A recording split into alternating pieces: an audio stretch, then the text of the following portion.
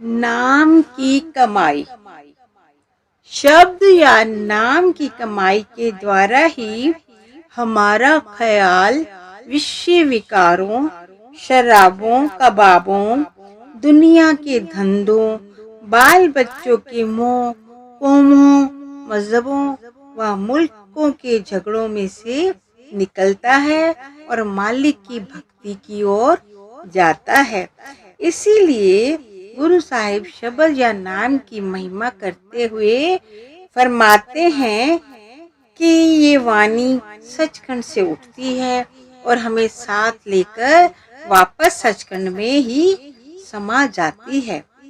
ये वाणी दिन रात हम सब के अंदर धुनकारे दे रही है।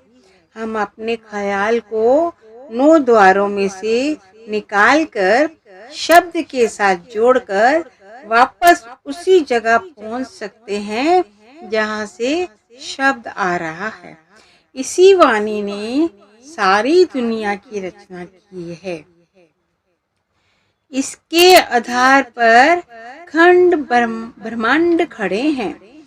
ये वाणी सतयुग में भी थी, द्वापर और त्रेता में भी थी और यही वाणी आज भी है।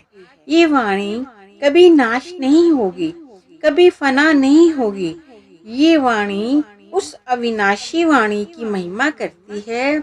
इस वाणी को पढ़ने से उस वाणी के साथ ख्याल को जोड़ने के भेद और तरीके का पता चलता है, शौक पैदा होता है।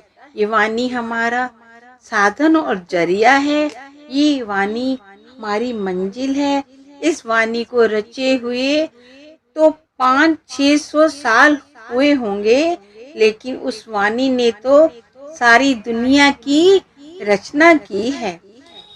गुरु नानक साहब फरमाते हैं कि जब तक हमारा ख्याल उस वाणी के साथ नहीं जुड़ता, हम जन्म मरण के दुखों से किसी हालत में भी छुटकारा नहीं पा सकते।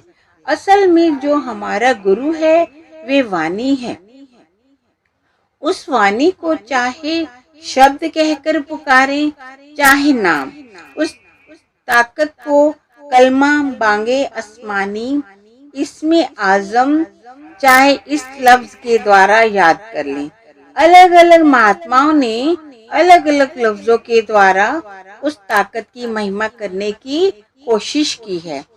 हम महात्माओं के साथ प्यार करते हैं क्योंकि वे हमारे ख्याल को उस शब्द या नाम के साथ जोड़ते हैं। वे उस शब्द या नाम में से आते हैं और दुनिया में आकर शब्द या नाम का होका देते हैं, शब्द या नाम का ही प्रचार करते हैं और वापस जाकर शब्द में ही समा जाते हैं।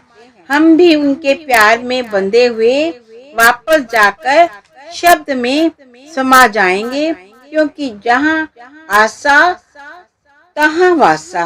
अगर दुनिया की शक्लों से प्यार है तो बार बार यहीं आकर जन्म लेना पड़ेगा। अगर सतगुरु के साथ प्यार है तो सतगुरु नाम के समुद्र में समा जाते हैं और हम भी उनके प्यार में बंधे हुए वापस जाकर नाम के समुद्र में समा जाएंगे। इसीलिए हमारा असली गुरु ये शब्द है, नाम है।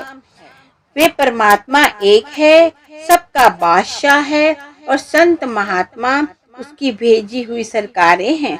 वे हर युग में आते हैं, मालिक के हुक्म से आते हैं और संसार में आकर मालिक के हुक्म का प्रचार करते हैं और वापस जाकर उसी हुक्म में समा जाते हैं।